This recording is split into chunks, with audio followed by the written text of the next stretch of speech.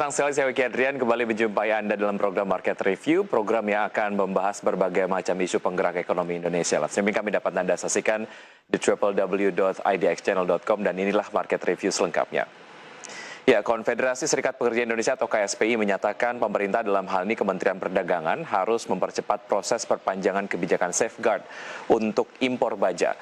Hal ini agar menghindari pemutusan hubungan kerja massal di sektor tersebut. Keberadaan baja impor asal Tiongkok kembali menyulitkan industri baja nasional. Kali ini membanjirnya baja impor munculkan ancaman pemutusan hubungan kerja secara massal. Menurut Presiden KSPI, Said Iqbal, saat ini industri baja Indonesia sedang digempur oleh baja impor Cina yang terlalu murah, sehingga mengancam keberlangsungan industri dalam negeri.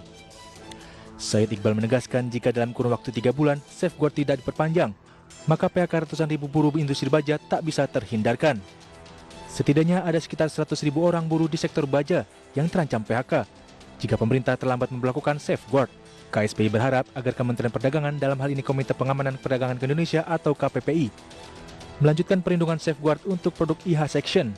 Sebagai informasi, produksi baja Cina pada tahun 2021 diprediksi mencapai 1,15 miliar ton atau meningkat dibanding dengan tahun 2020 yang mencapai 1,05 miliar ton. Berbagai sumber untuk IDX Channel. Ya, pemirsa, untuk membahas tema kita hari ini mengenai impor baja dan industri baja lokal sudah terhubung melalui aplikasi Zoom Bapak Silmi Karim, Ketua Umum ISI atau the Indonesian Iron and Steel Industry Association. Selamat pagi, Pak Silmi. Selamat pagi. Ya, terima kasih sudah bergabung bersama kami, Pak Silmi. Sehat selalu ya, Pak. Iya, terima kasih. Sehat selalu. Sehat selalu.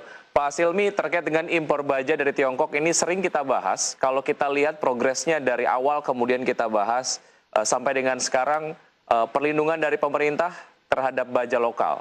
Progresnya seperti apa menurut Anda, Pak Silmi? Progresnya mengarah yang lebih baik. Ya, saya mendapatkan informasi bahwa terjadi penurunan atas impor baja secara umum.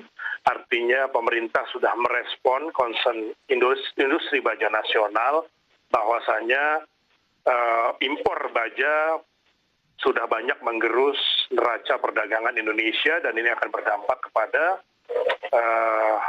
banyak hal dalam perekonomian. Jadi ke arah yang lebih baik tetapi masih perlu penyempurnaan. Baik, artinya sudah ada effort tapi level ideal belum sampai begitu ya? Iya, tapi kita paham ya bahwa turunnya sudah lebih dari 30% di 2020, itu sudah merupakan satu prestasi. Dan saya juga mendengar informasi bahwa ada target pemerintah untuk menurunkan impor baja sampai 50%. Ini luar biasa. Bahkan belum lama ini Menteri PUPera, saya juga apresiasi menyampaikan bahwa pembangunan infrastruktur di Indonesia harus menggunakan produk lokal. Nah, ini keberpihakan yang kita harus apresiasi karena biar bagaimanapun juga yang bisa menolong dan melindungi industri dalam negeri adalah kita sendiri. Dan pemerintah sudah memainkan peran yang cukup baik, cuman kita berharap agar percepatan daripada kebijakan untuk melindungi industri dalam negeri ini bisa segera tercapai.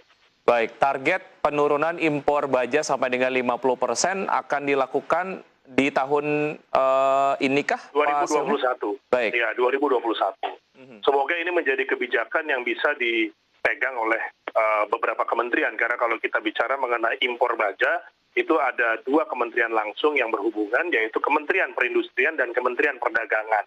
Kementerian Keuangan ada juga, jadi 3. Ya, Kementerian Keuangan dalam konteks pengawasan dalam produk yang masuk ke pelabuhan. Karena banyak sekali terjadi upaya pengalihan HS Code untuk menghindari bea masuk. Penggunaan baja lokal untuk proyek infrastruktur di dalam negeri akan menggunakan baja lokal, seperti yang Anda tadi sampaikan. Menggunakan baja lokal. Baik, itu sudah menjadi sebuah jaminankah yang disampaikan oleh pemerintah, Pak Silmi? Saya rasa itu akan menjadi satu kebijakan, dan kalau misalnya terjadi penyimpangan itu akan ada konsekuensinya. Biasanya Badan Pemeriksa Keuangan sangat teliti dalam melihat penggunaan atau implementasi pembangunan di Indonesia, khususnya infrastruktur. Nah, kalau keterkaitan antara peran di lembaga pemerintah ini optimal, itu saya yakin sekali tidak ada lagi terjadi kecurangan. Kita tidak bisa menghindari impor 100%. Ya, tetap harus tetap itu ada. Tetapi jumlahnya dan caranya itu harus fair.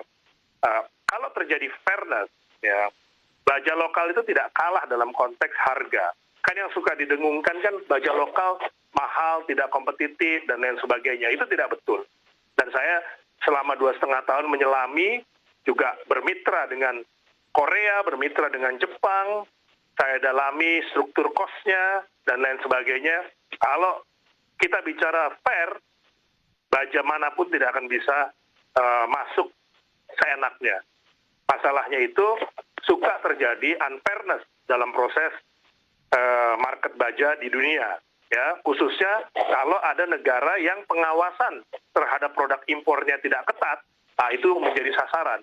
Jadi mereka itu suka mencari celah, misalnya masuk ke HS code. Jadi kalau impor itu kan selalu memasukkan HS code, ya, kode HS. Ya, kode HS itu kalau diisi dengan HS code yang 0%, maka dia akan lolos. Baik. Sementara produk baja itu kan relatif sama kalau dilihat. Ya, dengan sedikit perubahan, ya, mereka bisa mendapatkan biaya masuk 0%. Dan Baik. ini tidak fair, karena apa yang dilakukan adalah produk dumping, dibuang ke Indonesia. Pak Silmi, sudahkah pengawasan terhadap produk baja impor di Indonesia dilakukan secara ketat? Kita akan lanjutkan usai jeda berikut ini, dan pemirsa tetap di Market Review. Usai jeda kami akan segera kembali.